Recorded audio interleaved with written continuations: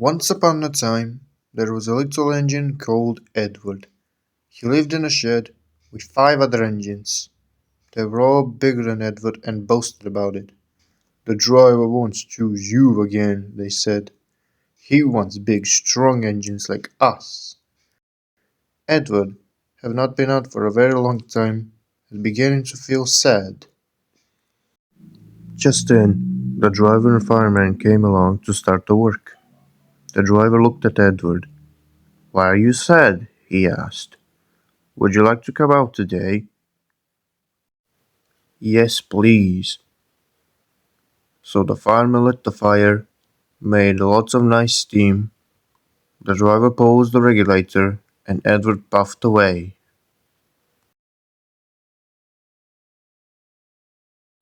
He whistled. "Look at me now." The other engines were very cross for being left behind, as Edward went to collect the coaches. "Be careful, Edward," said the coaches. "Don't bump us and bang us like the other engines do." So Edward came up to the coaches, very, very gently. The shunter fastened the coupling. "Thank you, Edward," said the coaches. "That was kind. We're glad you're taking us out today." Then they went to the station where the passengers were waiting. "Whistle, Edward.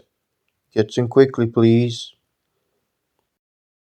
So the people got in quickly, and Edward waited happily for the guard to blow his whistle and wave his green flag. He waited and waited. There's no whistle and the green flag. Edward was getting anxious. "Where is that guard?" the driver and fireman asked the station master. "Have you seen the guard?" "No," he said. They asked the porter. "Have you seen the guard?" "Yes, last night." Edward began to get cross. "Are we ever going to start?" Just then, the little boy shouted, "Here he comes!" There the guard was, running down a hill, with his flag on his hand and a sandwich on another. Ran onto the platform, blew his whistle, and jumped into his van, and puffed off. He did have a happy day. All the children ran to wave at him as he passed by, and met old friends at the stations. He worked so hard that his driver promised him he'll take him out again the next day. "I'm going out again tomorrow," he told the other engines at the shed. "What you think of that?" But he didn't hear them what they thought. But he was so tired and happy that he fell asleep at once.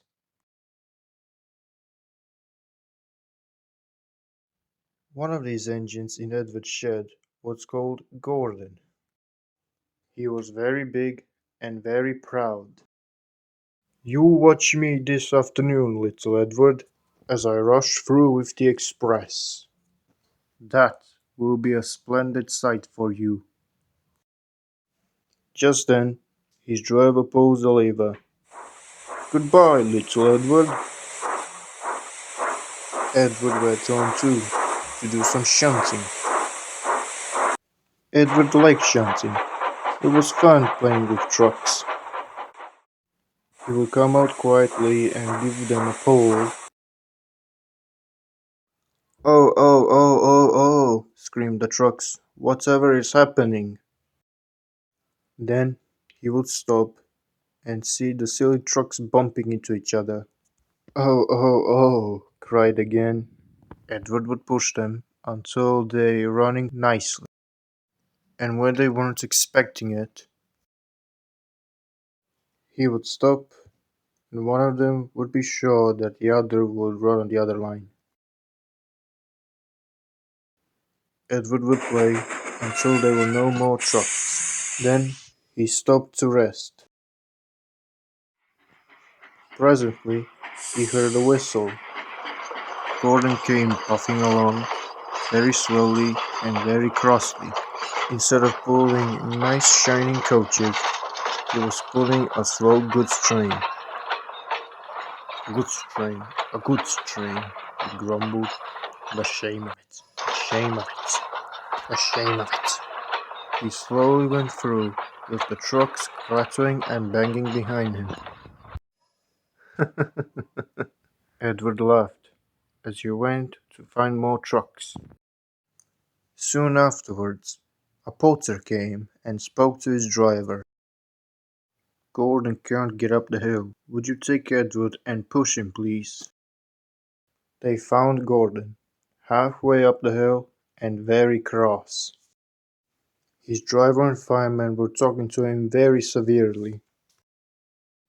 You're not trying, they told him. I can't do it, he said. The noisy trucks hold an engine back so. If they were coaches now, clean and sensible things would come quietly. That would be different.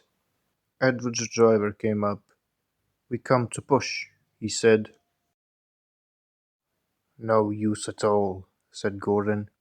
You wait and see, Edward's driver said. They brought the train back to the bottom of the hill. Edward came up behind the brake van and ready to push. I'm ready, said Edward. No good, said Gordon. The guard blew his whistle. They pulled and pushed as hard as they could. I can't do it, I can't do it, said Gordon. I will do it, I will do it, said Edward. Edward puffed and pushed and puffed as hard as he could. And almost before he realized it, Gordon found himself at the top of the hill.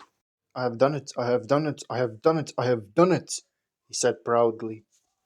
He forgot all about Edward pushing behind him. He didn't wait to say thank you.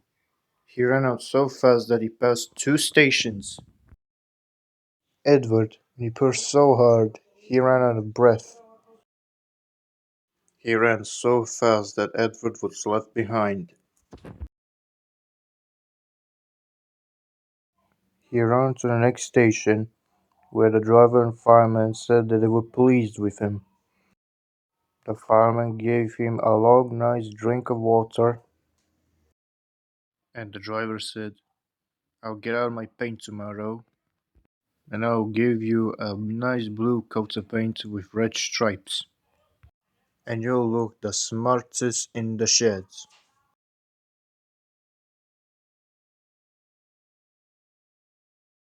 Once an engine attached to the train was afraid of a few drops of rain. It went into a tunnel, screeched through his funnel, and wouldn't come out again. The engine's name was Henry. His driver and fireman argued with him, but he wouldn't move. No, no, I will not come out. The rain will spoil my lovely green paint with red stripes. The guard blew his whistle until he had no more breath, and he waved his green flag until his arm ached. But Henry stayed in the tunnel and blew steam at him.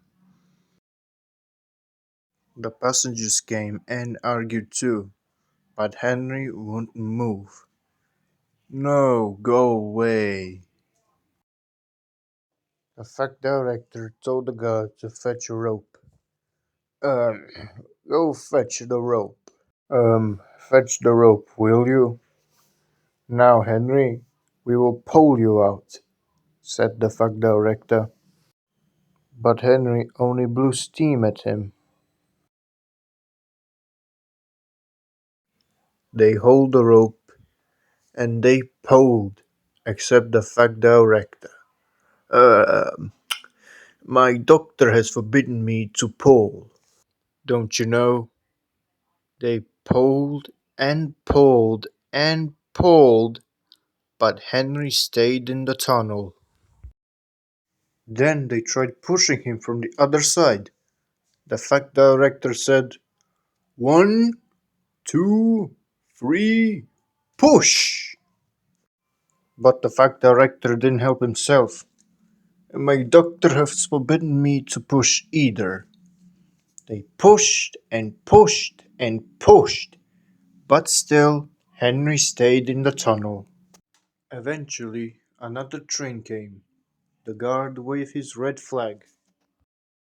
The two drivers, the two firemen, and the two guards argued with Henry. "Look, Henry, it stopped raining." "Yes, but it will begin soon." "And what will become of my green paint with red stripes? Hmm?" So they brought the other engine up. It, they pushed and pushed and puffed as hard as he could. But still, Henry stayed in the tunnel.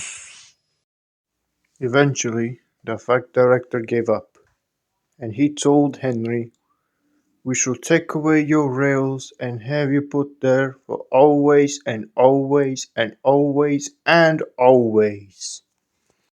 They took out the rails and built a brick wall in front of Henry. Now he couldn't get out, and watches as the other trains rush through the other side of the tunnel. He's now sad because no one will ever see his lovely green paint with red stripes again.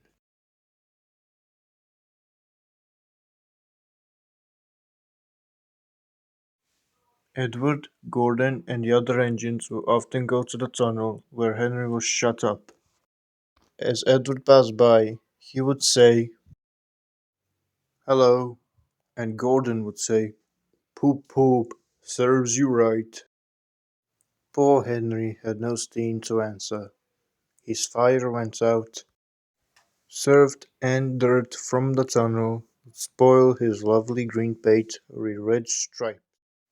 He was cold, he was unhappy, and wanted to pull trains too. Gordon always pulled the express. He was the only proud engine to be strong enough to do it. There were many heavy coaches full of important people, even the fact director. Gordon would see how fast he could go. "Hurry, hurry, hurry," he would say. Trickety truck," said the coaches. "I'm going to whistle at Henry as I pass by and come out the opening again." He was coming closer and closer to the tunnel, and then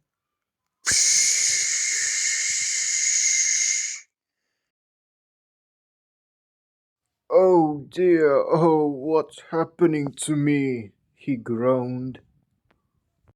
Gordon was in clouds of steam.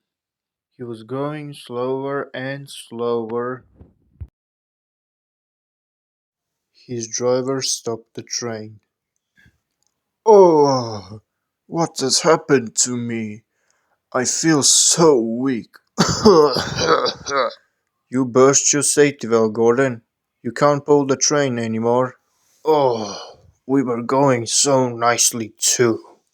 And look at Henry who's laughing at me." Oh, this is comedy. Gordon made a face at Henry and wished steam at him. Everyone came to see Gordon, and the fact director said, Yes, this is why I never like those big engines. Always going wrong. Send another engine immediately." Well, the guard went to find another one. They uncoupled Gordon and put him into a siding, out of the way. The only engine available at the shed was Edward.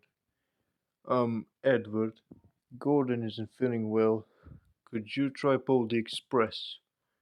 "Me? Well, I'll try."